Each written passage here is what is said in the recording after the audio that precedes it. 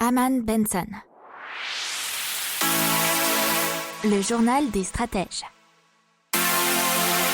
Boris Kalt.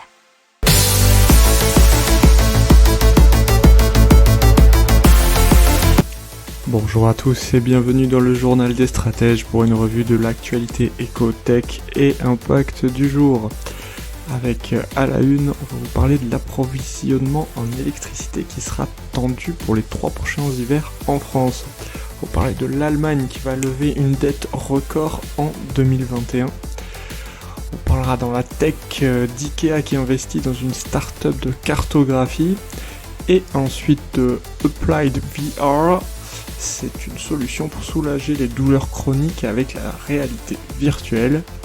Ensuite, dans l'impact, on parlera de l'énergie marémotrice qui fonctionne déjà bien sur une île au nord de l'Écosse et de nouveaux tests aussi bien sûr d'énergie marémotrice sur la Tamise à Londres. Vous écoutez le journal des stratèges numéro 75 et ça commence maintenant.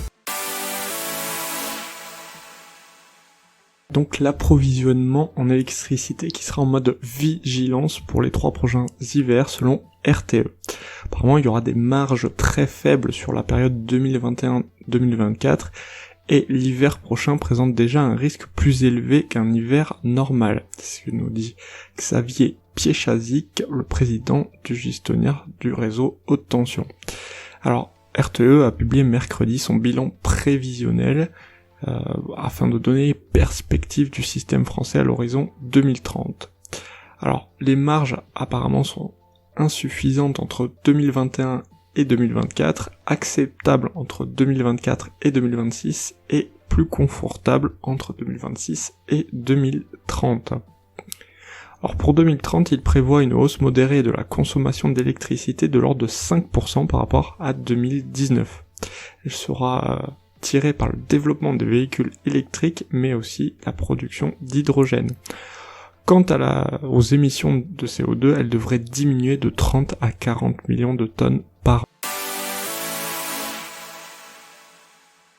On part en Allemagne, qui va lever une dette record en 2021, puisque le montant prévu pour les nouveaux emprunts est porté de 240 milliards d'euros, soit un tiers de plus que ce qui avait été prévu en décembre dernier et adopté par leur parlement.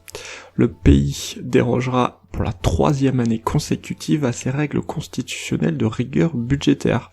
Il leur interdisait d'emprunter plus de 0,35% de leur PIB chaque année. La crise a déjà coûté 250 milliards d'euros à l'économie allemande selon une étude de l'Institut économique IW de Cologne paru mercredi.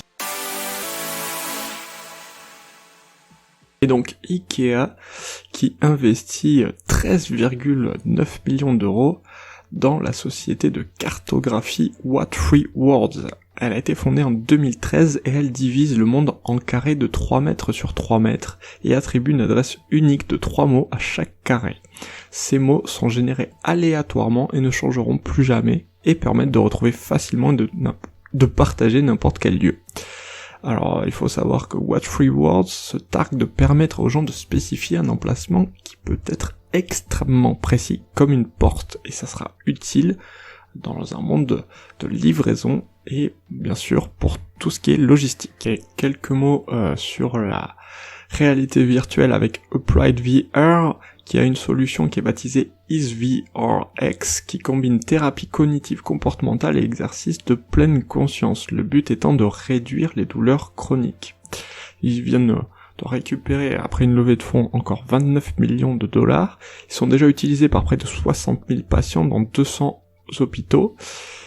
Et après une étude clinique de 8 semaines, leurs tests ont été dits cliniquement significatifs et avec un taux de satisfaction et d'engagement des participations assez élevé. En octobre dernier, cette solution a rejoint le programme Breakthrough Device de la Food and Drug Administration, donc aux États-Unis, pour des traitements concernant la fibromyalgie résistante et la lombalgie chronique réfractaire.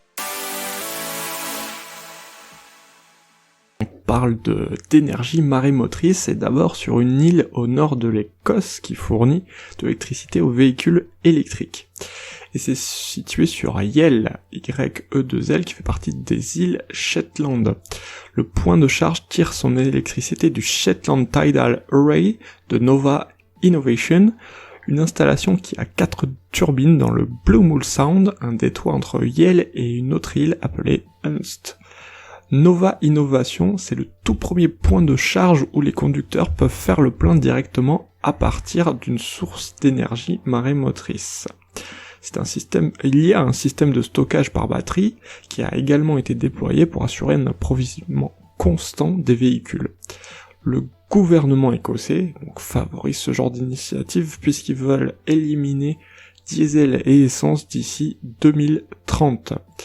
Le potentiel de l'énergie marine suscite de l'enthousiasme, mais pour autant son empreinte actuelle reste faible selon Ocean Energy Europe.